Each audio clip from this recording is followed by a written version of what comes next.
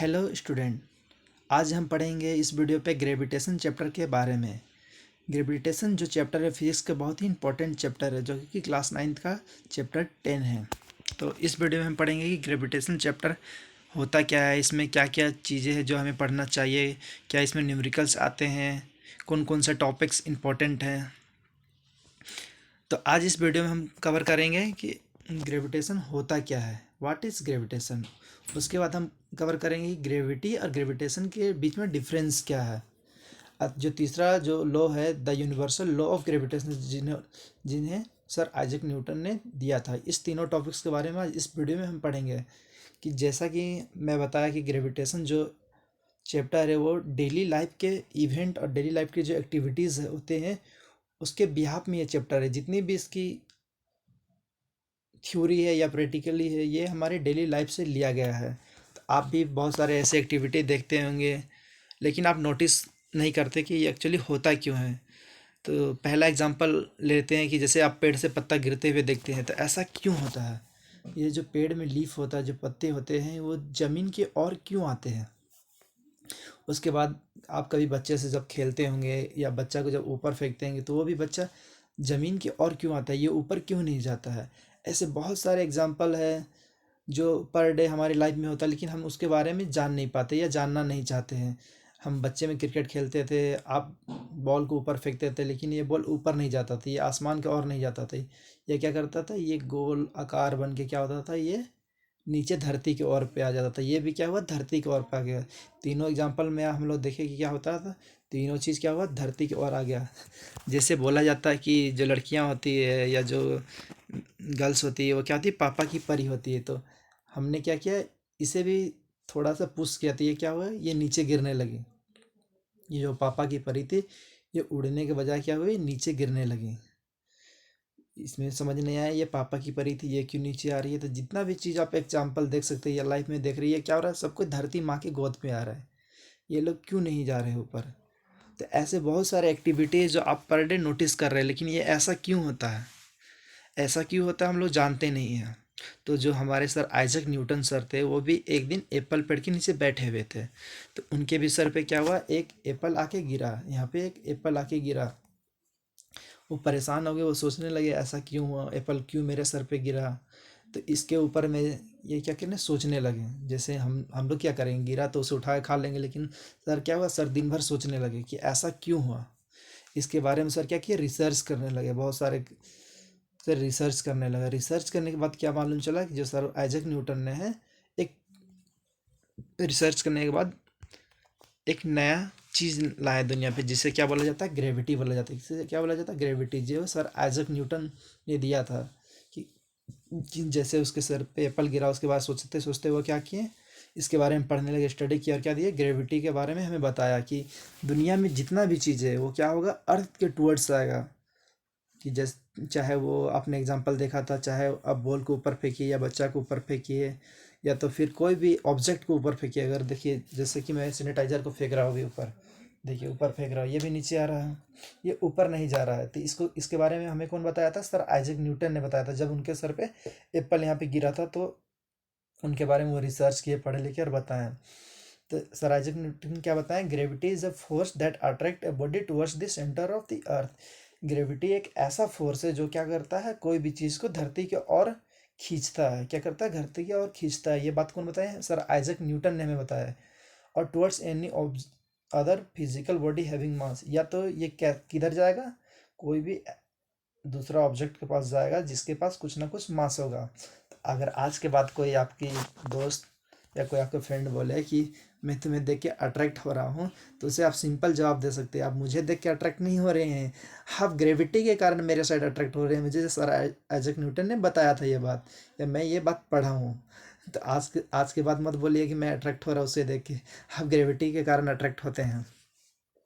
तो सबसे जो पहला टॉपिक है, जैसे हम ग्रेविटी पढ़े जो आइजक न्यूटन सर ने बताया, तो सबसे पहला जो टॉपिक है, ग्रेविटेशन होता क्या है, जो कि चैप्टर का नाम ही है ग्रेविटेशन। तो ग्रेविटेशन क्या होता है, इसे भी सर आइजक न्यूटन ने बताया था। Earth attract everything towards it by an unseen force of attraction. Earth क्या करता है, दुनिया को, हर चीज़ जितनी भी ऑब्जेक्ट है उसको अपनी ओर खींचता है। ऐसे भी अर्थ तो धरती माँ है, वो सबको अपनी और लागी, जो माँ होती है सबको अपनी और बुलाती है। तो इसी तरह क्या होता है, जो अर्थ होता है वह जितने भी ऑब्जेक्ट है उसके अपने आप करीब लाता है, उसी को हम लोग क्या बोलते हैं, ग्रेविटेशन बोलते हैं। जो अट्रैक्शन फोर्स होता है उसी को हम लोग क्या बोलते हैं, ग्रेविटेशन बोला जाता है। ये जो फोर्स होता है ये नॉन कांटेक्ट फोर्स होता है। जैसे बच्चा में हम लोग चुंबक से खेलते थे, जो मैग्नेट होता था उससे ये जितनी भी एक मैग्नेट को दूसरे मैग्नेट के ऊपर जिस करीब लाते थे वो क्या होता है, उसे अट्रैक्ट करता था बिना छुए हुए। उसी प्रकार से क्या करता है, अर्थ छूता किसी को नहीं है। अगर आप ऊपर से पेड़ से एप्पल गिरता है तो अर्थ अपना हाथ लेके नहीं जाता है, और वो क्या करता है, एप्पल अपने आप उसके पास आता है बिना कांटेक्ट किए हुए उसके और आता है। उसी को बोला जाता है नॉन कांटेक्ट फोर्स। बहुत सारे फोर्स होते हैं जो नॉन कांटेक्ट फोर्स होते हैं, जैसे इलेक्ट्रोस्टैटिक फोर्स हो गया, जैसे मैग्नेटिक फोर्स हो गया। ऐसे बहुत सारे फोर्स होते हैं। ग्रेविटेशन फोर्स भी क्या है, नॉन कांटेक्ट फोर्स है, बिना छुए हुए ही ये होता है। तीसरा क्या है, ये बहुत ही वीकेस्ट फोर्स है। ये मैं ग्रेविटेशन के बारे में बता रहा हूँ। ये जो अर्थ अपने करीब खींचता है ये क्या होता है, बहुत ही कमज़ोर फोर्स है। क्या है, बहुत ही वीकेस्ट फोर्स है यूनिवर्स का। और ये क्यों होता है, ये मास के कारण होता है।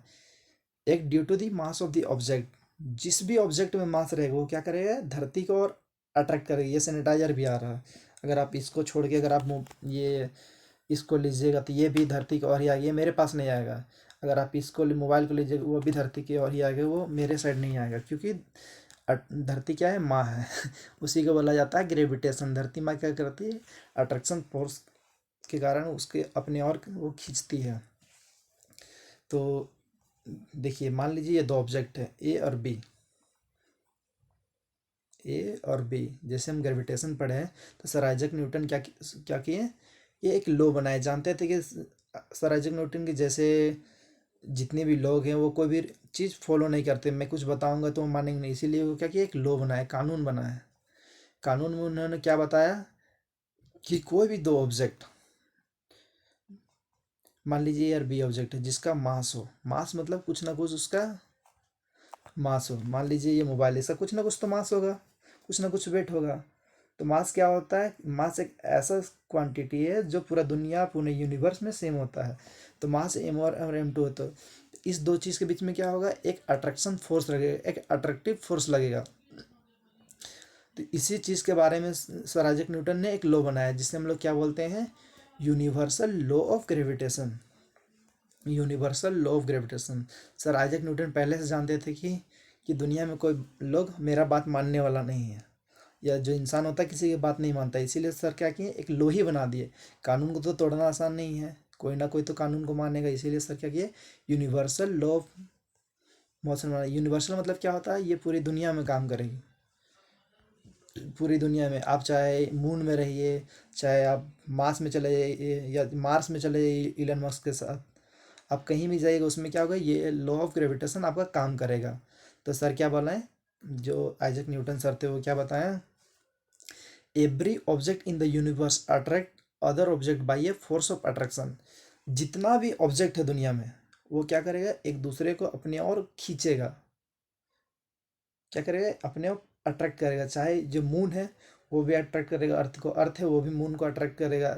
जैसे अर्थ अर्थ के ऑर्बिट में मून घूमते रहता है गोल गोल, तो क्यों घूमता है, वो अट्रैक्शन फोर्स की वजह से घूमता है। अगर आप उसके अलावा जो भी मान लीजिए ये है, इसको हम नीचे ला रहे हैं, ये भी कुछ ना कुछ फोर्स एग्जर्ट करेगा। मैं कुछ फोर्स एग्जर्ट कर रहा, ये कुछ फोर्स कर रहा, सब क्या कर रहा है, एक दूसरे को अट्रैक्ट करना चाह रहा है। लेकिन अट्रैक्ट किसके में होता है, जिसमें मास ज़्यादा होता है। तो सर आइजक न्यूटन क्या बोले कि जो ग्रेविटेशनल फोर्स होता है वो क्या है, which is directly proportional to product of their masses.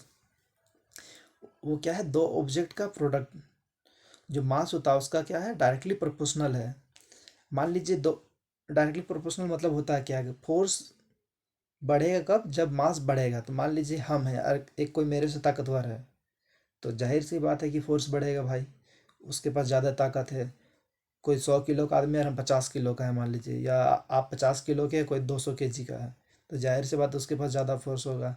तो मास बढ़ेगा तो क्या होगा, फोर्स बढ़ेगा। ये बात क्या हुआ, सर आइजक न्यूटन ने बताया था कि फोर्स क्या है, directly proportional to product of their masses. जैसे मास बढ़ेगा ताकत बढ़ेगा। और दूसरी बात सर क्या बताया, inversely proportional to square of the distance between them.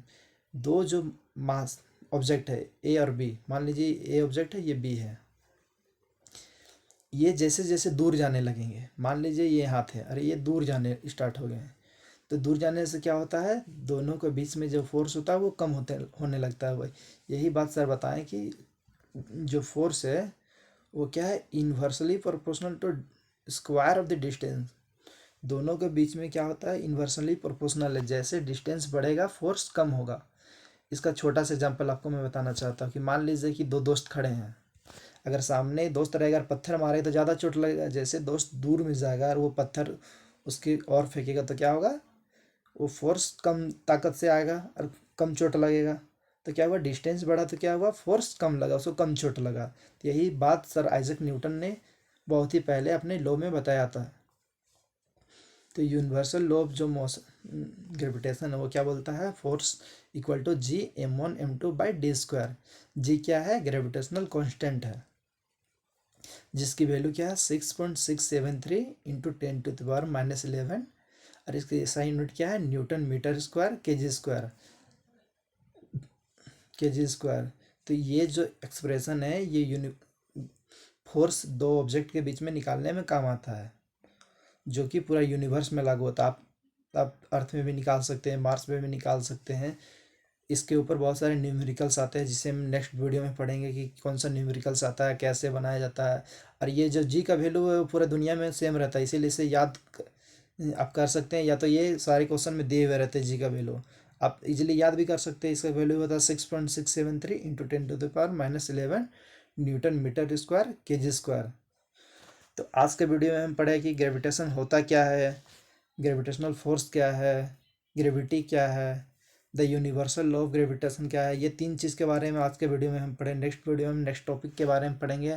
तब तक आप ये वीडियो को लाइक कीजिए, सब्सक्राइब कीजिए और अपने दोस्तों के साथ भेजिए। जैसे नए वीडियो आएंगे, कुछ नए टॉपिक्स के साथ आएंगे, कुछ नए टेक्निक्स के साथ आएंगे, तो आप वीडियो देखिए, अपने दोस्त को भी दिखाइए।